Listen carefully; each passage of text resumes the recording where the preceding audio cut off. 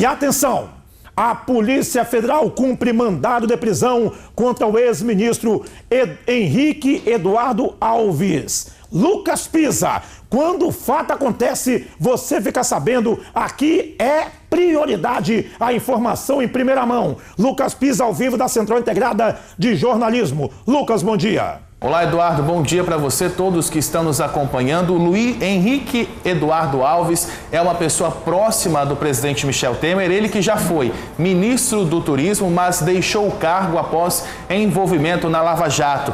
O ex-deputado Eduardo Cunha, que já está preso, também é alvo desta operação, chamada de Manus, que apura atos de corrupção envolvendo a construção da Arena das Dunas em Natal, no Rio Grande do Norte, para a Copa de 2014. Estas são as primeiras informações, Eduardo. É claro que no decorrer dos próximos minutos a gente vai atualizando quem está assistindo a gente. Portanto, minha gente, a operação que está acontecendo nesse momento, esse ex-ministro aí está na cadeia, foi preso, e nós continuamos falando de política, porque esta semana todas as atenções estão voltadas para Brasília por conta do julgamento da chapa Dilma Temer no Tribunal Superior Eleitoral, o TSE. A partir de agora, Lucas vai explicar para a gente direitinho como é que esse julgamento vai acontecer, quais são as consequências políticas, se o presidente for condenado ou se ele for absolvido, hein, Lucas? Pois é, Eduardo, esse é um outro assunto em que todas as atenções estão voltadas. O julgamento da chapa Dilma Temer começa hoje. Tem previsão para terminar na próxima quinta-feira, mas essa é uma previsão inicial. Vamos ver como é que vai ser o passo a passo deste julgamento. Bem, primeiro vai ter a leitura do relatório do ministro Herman Benjamin. Na leitura, o ministro vai resumir todas as provas, as acusações e as informações colhidas em depoimentos. Depois é o momento de argumentação das partes. A defesa de Dilma, a defesa de Temer, a acusação, que são os advogados do PSDB, e o Ministério Público. Cada parte terá 15 minutos para falar. O julgamento termina, então, com a votação dos 7 ministros do TSE. Vamos agora entender os principais pontos deste julgamento que começa hoje. O processo foi aberto pelo PSDB em 2014, logo depois da eleição para presidente. O partido diz que houve abuso de poder econômico da chapa Dilma Temer, porque os gastos da campanha teriam sido maiores do que o que foi informado ao TSE. Diz ainda que os recursos seriam ilícitos. A defesa do presidente Michel Temer diz que os caixas do PMDB e do PT são distintos e que deviam ser julgados separadamente. No momento em que os ministros forem votar, já no final do julgamento, qualquer um deles pode pedir vista do processo, ou seja, pedir mais tempo para analisar o caso. Aí então o julgamento é suspenso por tempo indeterminado. Se a chapa for condenada, Dilma e Temer ficam inelegíveis por 8 anos. Nesse caso, Michel Temer tem que deixar o poder e o Congresso Nacional convoca eleições indiretas. Mas este não é apenas o único desfecho possível deste julgamento. Quem vai explicar melhor é a repórter Thalita Carvalho, que está com o advogado Eduardo Salles Ramos. Bom dia, Thalita. Oi, Lucas. Bom dia para você. Bom dia para você que acompanha o Espírito Santo no ar. Bom dia para você também, Eduardo Santos. É importante o pessoal de casa entender que esse julgamento é da chapa Dilma Temer. Ou seja, os dois, ao mesmo tempo, estão sendo julgados. Só que o que acontece? A defesa do presidente Michel Temer está tentando pretende separar a prestação de contas caso seja comprovada alguma irregularidade. E é aí que entram esses diferentes desfechos. Então, para saber quais são eles, nós vamos conversar com Eduardo Salles Ramos, que é advogado. Bom dia, doutor Eduardo. Quais são, então, esses possíveis desfechos? Bom dia, Thalita. Como você bem mencionou, esse julgamento de hoje, que se inicia hoje, pode se arrastar até quinta-feira ou até ser prorrogado por algum prazo maior. Poderia gerar diferentes consequências. Nós poderíamos destacar, a princípio, 3 delas. A primeira seria no caso de rejeição da ação, o cenário obviamente continuaria o mesmo com a manutenção do presidente Temer no poder. Ou seja, então se nem Dilma nem Temer forem condenados, a vida segue normalmente. Temer continua no poder e a Dilma... Exatamente, Thalita. A segunda hipótese seria a condenação, a cassação da chapa Temer, que teria suas consequências naturais. E a terceira, que é nesse ponto que eu gostaria de chamar a atenção, dos nossos telespectadores diz respeito às penas que seriam aplicadas no caso de cassação da chapa. A consequência natural é a inelegibilidade por 8 anos. E é nesse ponto que a defesa de Temer tenta separar a prestação de contas. Nesse caso, os dois, Dilma e Temer, ficariam inelegíveis por 8 anos. Mas aí, quando entra a defesa do Temer, é que tudo pode mudar. Exatamente. Como a acusação na ação é de abuso de poder econômico e da existência de Caixa 2, o presidente Temer sua defesa tenta então separar e comprovar que eventuais fraudes não foram cometidas por ele ou na prestação dele como candidato, mas sim na prestação de contas da presidente Dilma ou do Partido dos Trabalhadores.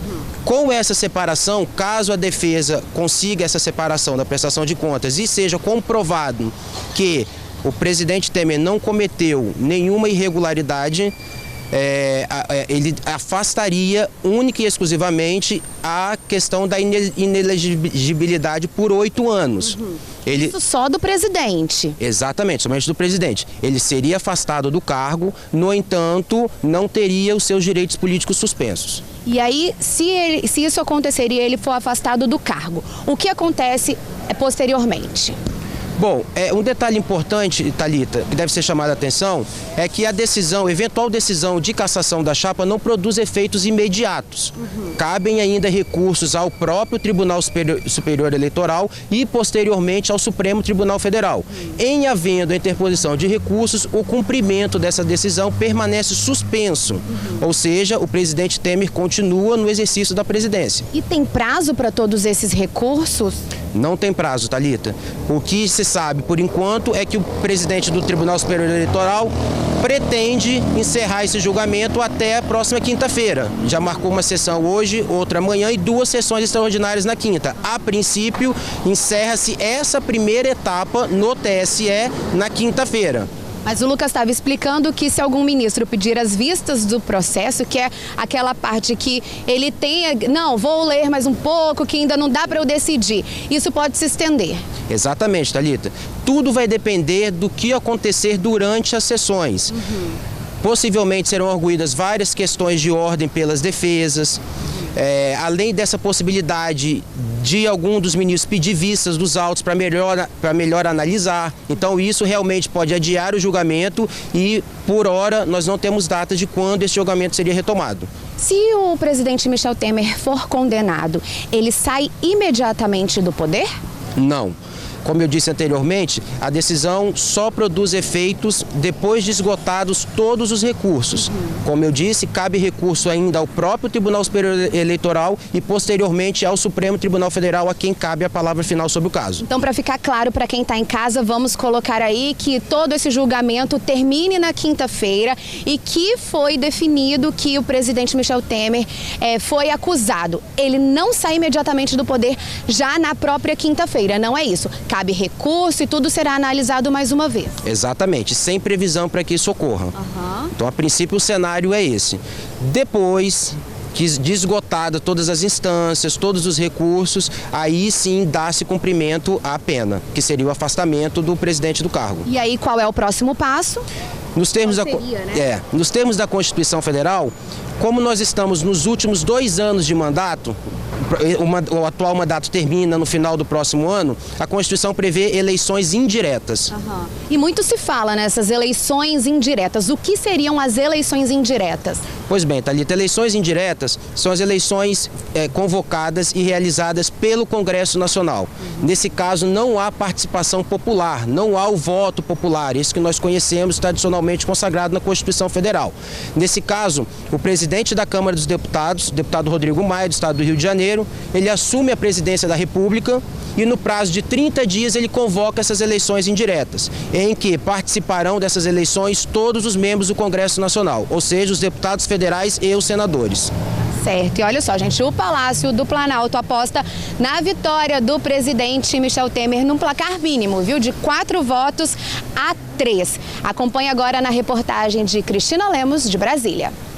A expectativa do Planalto é que aceitem os argumentos da defesa os ministros Napoleão Maia, Admar Gonzaga, Tarcísio Vieira e o presidente do TSE, Gilmar Mendes. O relator, Herman Benjamin, deverá votar pela condenação. A expectativa é que Rosa Weber acompanhe o relator. Já o voto do ministro Luiz Fux é dúvida. Os advogados vão abrir o julgamento pedindo que o tribunal exclua da ação dados apurados a partir das delações da Odebrecht.